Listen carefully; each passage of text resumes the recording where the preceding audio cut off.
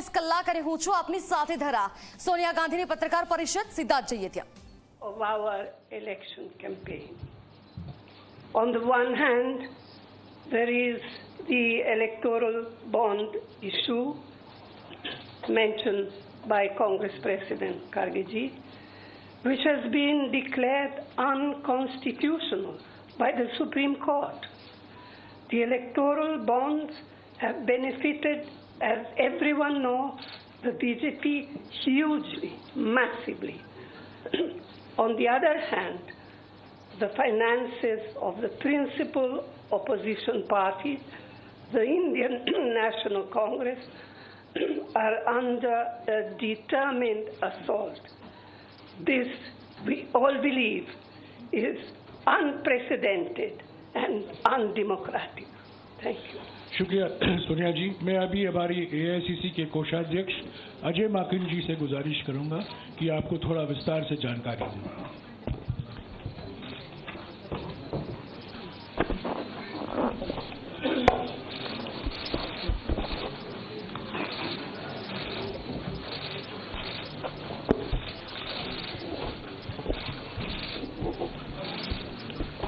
धन्यवाद जयराम जी, आप सब लोगों का बहुत बहुत स्वागत है। अभी हमारे कांग्रेस अध्यक्ष और पूर्व अध्यक्षा ने आप लोगों को बताया कि लोकतंत्र के ऊपर किस प्रकार का खतरा मंडरा रहा है, किस प्रकार से कांग्रेस पार्टी के बैंक खातों के ऊपर हमला हुआ और ये कोशिश करी जा रही है कि फाइनेंशियली कांग्रेस पार्टी को पंगु बना दिया जाए। ये केवल कांग्रेस पार्टी के खातों पे नरेंद्र मोदी सरकार का हमला नहीं है, बल्कि भारत के लोकतंत्र पे हमला है। अगर प्रमुख विपक्षी पार्टी वित्तीय तौर के ऊपर पूरी तरीके से पंगु हो जाए, कोई कार्य नहीं कर सके, पब्लिसिटी के ऊपर पैसा नहीं खर्च कर सके, कैंपेन के ऊपर पैसा नहीं खर्च कर सके, अपने कैंडिडेट्स को पैसे नहीं दे सके, तो फिर चुनाव किस बात का है। और चुनाव की घोषणा हो चुकी है। पिछले एक महीने से हमारे अपने बैंक अकाउंट्स में पड़े हुए 285 करोड़ रुपए का हम इस्तेमाल नहीं कर पा रहे हैं। हम लोगों को पब्लिसिटी के लिए अखबारों के अंदर स्लॉट्स बुक करने, हम लोगों को पब्लिसिटी के लिए इलेक्ट्रॉनिक मीडिया के अंदर स्लॉट्स बुक करने, हमको सोशल मीडिया के अंदर इस्तेमाल करना है, हमको पोस्टर छपवाने, हमको पैम्फलेट छपवाने। अगर हम लोग वो काम भी नहीं कर सकते तो किस प्रकार से लोकतंत्र जिंदा रहेगा और कैसा लोकतंत्र है।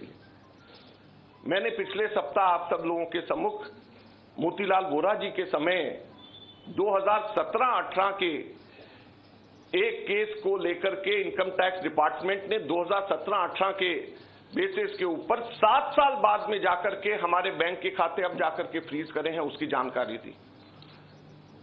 मैंने कहा कि ये 7 साल पुराने कैसे फ्रीज किए जा सकते हैं और टाइमिंग इसका कैसा है। लेकिन मुझे अभी बहुत दुख के साथ कहना पड़ रहा है कि पिछले हफ्ते ये नोटिस हम लोगों के पास में आया है, इसकी कॉपी आप सब लोगों को मिल गई है, आप सब लोगों के आ गई है, आप जरा देखिए। ये सीताराम केसरी जी के जमाने का नोटिस हमें पिछले हफ्ते आया। आप सोचिए, सीताराम केसरी जी के जमाने का 1994-95 की असेसमेंट ईयर का नोटिस अब हमारे पास में आया और इसको लेकर के भी आगे आने वाले समय के अंदर फिर से बैंक को फ्रीज करने का और डिमांड लगाने की ये कवायद शुरू होगी। तो ये कौन सा लोकतंत्र है। अगर इसी रफ्तार से जाएंगे तो महात्मा गांधी के समय पे जमनालाल बजाज जब ट्रेजरर हुआ करते थे, उस टाइम पे भी कोई चीज निकाल करके अब इस वक्त इस चुनाव से पहले हमारे अकाउंट्स को फ्रीज किया जाएगा। तो ये किस चीज का लोकतंत्र है। 30 साल पुराना, 31 साल पुराना असेसमेंट ईयर का हिसाब निकाल करके हमारे खाते फ्रीज करे जा रहे हैं ताकि हम लोग चुनाव ही ना लड़ पाए। हम लोगों के पास में मुख्यतः 3 बातें हैं कहने की। हर पॉलिटिकल पार्टी इनकम टैक्स से एग्जम्प्टेड होती है। कभी किसी ने भी पेनल्टी इस तरीके से नहीं दिया, तो कांग्रेस पार्टी को अकेले क्यों चुना जा रहा है। दूसरा, इसकी टाइमिंग देखिए। 2017-18 का मोतीलाल वोरा जी के टाइम का और 1994-95 का सीताराम केसरी जी का समय, और केवल 1 महीना पहले चुनाव के घोषणा होने से पहले यह काम शुरू किया जाता है।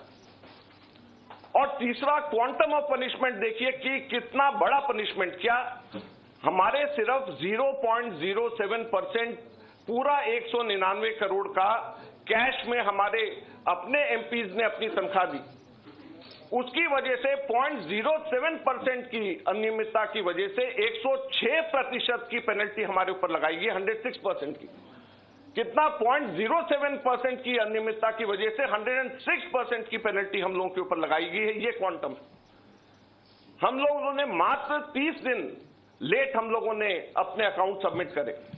ये इनकम टैक्स एक्ट मेरे पास में है, इसका सेक्शन 234F ये कहता है कि सिर्फ 10,000 रुपए की मैक्सिमम पेनल्टी ली जा सकती है अगर कोई व्यक्ति लेट अपना, कोई भी ऑर्गेनाइजेशन या व्यक्ति कोई भी लेट अपना इनकम टैक्स सबमिट करे, केवल 10,000 रुपए। और हमारे ऊपर 210 करोड़ रुपए का 210.25 करोड़ का 210.25 करोड़ का लियन मार्क कर दिया गया। 10,000 की सिर्फ पेनल्टी, सिर्फ 0.07% का हमारा टोटल अकाउंट में से कैश के अंदर लिया गया। ये कहां का न्याय?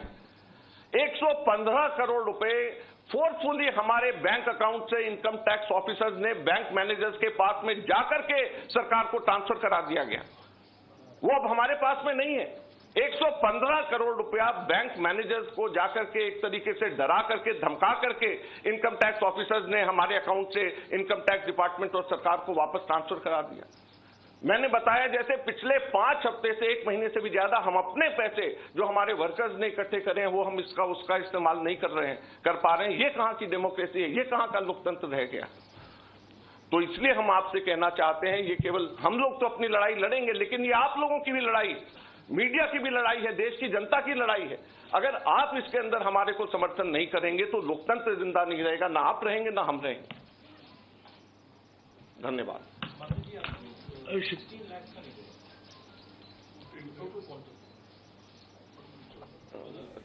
हमारा टोटल जो है 14,40,000 बनता है, जो 0.07% है।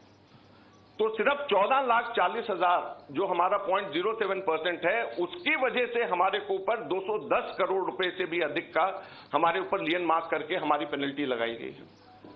तो आप सोचिए 14,40,000 के बदले 210 करोड़ रुपए की पेनल्टी हमारे ऊपर लगाई गई है।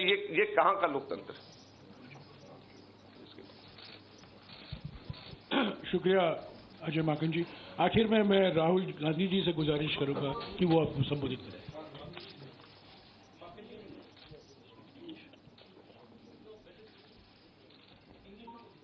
ये डिटेल्स आपको अंग्रेजी में अभी अजय माकन जी देंगे। Friends, there has been an assault on Indian democracy. Our accounts have been frozen since last more than 1 month, since last around 5 weeks.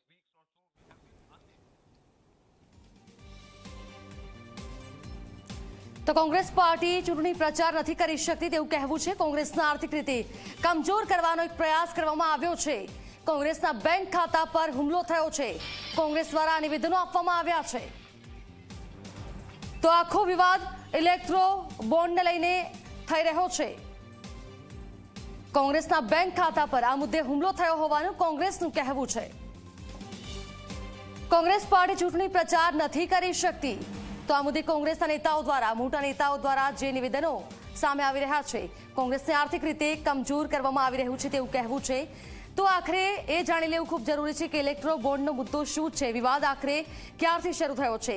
તો વર્ષ 2017થી આખો વિવાદ શરૂ થયો છે। 2017માં આ અંગે રજૂઆત કરતી વખતે અરુણ જેટલીએ દાવો કર્યો હતો કે આનાથી રાજકીય પક્ષોના ફંડિંગ અને ચૂંટણી પ્રણાલીમાં પારદર્શિતા આવશે, બ્લેક મની પર અંકુશ મૂકવામાં આવશે। જો કે તેના વિરોધ કરવાનું ઇલેક્ટ્રો બોન્ડ મુદ્દે જે નિવેદનો સામે આવી રહ્યા છે